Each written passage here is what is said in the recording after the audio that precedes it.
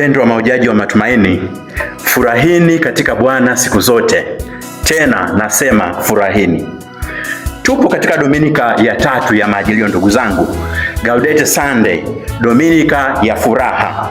Na tumewasha mshumaa wa furaha kukumbuka kwamba ujio wa Masia upo karibu sana. Katika kipindi cha Majilio tumekuwa tukisubiri, tukitazamia na kutengeneza njia. Lakini leo kanisa linaacha rangi ya zambarau ifunguke kidogo, iwe rangi ya waridi, ishara ya mwanga na furaha ambayo imeanza kuchomoza. Katika ulimwengu wa leo ndugu zangu, furaha imehusishwa na hisia za nje, mambo ya nje, mafanikio, utajiri, starehe, burudani au pia kufanikisha malengo. Lakini ukweli ni kwamba furaha hiyo ni ya muda mfupi tu ndugu zangu, ambayo inategemea kitu ambacho mtu anacho na hali ya maisha. Utamaduni wa sasa unachanganya furaha na msisimko wa muda. Lakini kwetu sisi wa Kristo, tumaini letu au furaha yetu ni zaidi ya hiyo. Furaha yetu ni kumpata Yesu asiyebadilika, yeye anayetupa furaha kamili. Masomo ya leo yatatufundisha kwamba furaha ya kweli hutokea hata katika mateso, hata katika subira na imani ya kina. Katika somo la kwanza, Nabii Isaya sura 35 aya ya 1 mpaka ya 6, lakini pia aya ya 10. Katika somo hili tunakutana na wana wa Israeli wakiwa utumwani pale Babeli. Na huku nyuma wameacha nchi ya Israeli ikiwa imekauka, mioyo ya watu ikiwa imevunjika na hakuna matumaini. Ni kipindi cha ukame wa kimwili, lakini pia ukame wa kiroho, kipindi kilichojaa mahangaiko makubwa.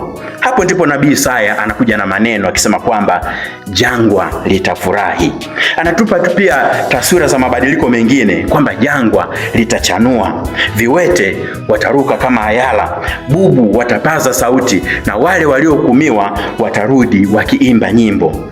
Ni kusema kwamba furaha ya Mungu haitegemei mazingira, bali ahadi yake ya kweli. Mungu anafanya jangwa la maisha yetu kuwa bustani. Pale ambapo Mungu anakuja, giza hubadilika kuwa nuru na huzuni hubadilika kuwa furaha. Lakini swali la kujiuliza leo ni kwamba ni jangwa gani katika maisha yangu ambalo linahitaji furaha ya Kristo? Lakini Bwana pia anasema usiogope, mikono iliyolegea na magoti yaliyolegea yatatiwa nguvu. Tazama, Mungu yupo karibu, anakuja. Katika somo la pili, waraka wa Yakobo sura ya 5 aya ya 7 mpaka ya 10, tunakutana na mtume Yakobo anawaandikia Wakristo walioteseka kisaikolojia na walianza kupoteza subira. Dini ya Ukristo katika kipindi hicho ilianza kuonekana kama ni ushamba. Wakristo wakatamani sana kwamba Bwana ajitokeze na awatie moyo. Walikuwa wanajiuliza, Bwana anakuja lini? Kwa nini tunapitia mateso haya? Lakini Yakobo anakuja anawaambia wawe wavumilivu kama vile mkulima anayengoja mvua ya kwanza na mvua ya baadaye. Katika ulimwengu huu wenye haraka ya papo kwa papo, watu wanataka kupata vitu vya haraka haraka. Yakobo anatukumbusha kwamba furaha ya Kikristo huzaliwa katika uvumilivu. Mama Teresa wa Calcutta naye alisema, uvumilivu ni ufunguo wa furaha.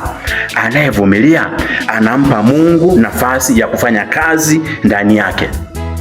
Yakobo pia anatuonya kwamba tusiwe na maisha ya kunungunika ndugu zangu. Kwa nini? Kwa sababu roho ya manunguniko huua furaha ya ndani ya nyumba, ndani ya ndoa, ndani ya jumuiya na ndani ya kanisa. Furaha haipatikani katika kulalamika, bali katika kuamini kwamba hata katika kuchelewa kwa Mungu kuna hekima, lakini sio kwamba Mungu ametusahau. Somo la Injili ya Mathayo sura ya 11 aya ya 2 mpaka ya 11, tunakutana na Yohane Mbatizaji akiwa amefungwa gerezani. Amefanya kazi kubwa, ameandaa njia ya ujio wa Masia, lakini sasa yupo gerezani akiteseka. Anasikia habari za Yesu na anatuma wanafunzi kuuliza kwamba wewe ndio yule anayekuja au tumtegemee mwingine? Huyu ndiye Yohana yule ambaye tuliwahi kuona akimwona Yesu na anasema, tazama, mwana kondoo wa Mungu aondoaye dhambi za ulimwengu. Lakini sasa ni kama ana maswali fulani. Kristo hakumlaumu Yohane kuhusu kuhoji kwake, badala yake anamwambia, mwambieni kile mnachokiona. Vipofu wanaona, viwete wanatembea. Kwa maneno mengine ni kwamba furaha ya Kikristo haipo katika kuepuka mateso, bali katika kuona kwamba kazi ya Mungu inaendelea hata katikati ya mateso.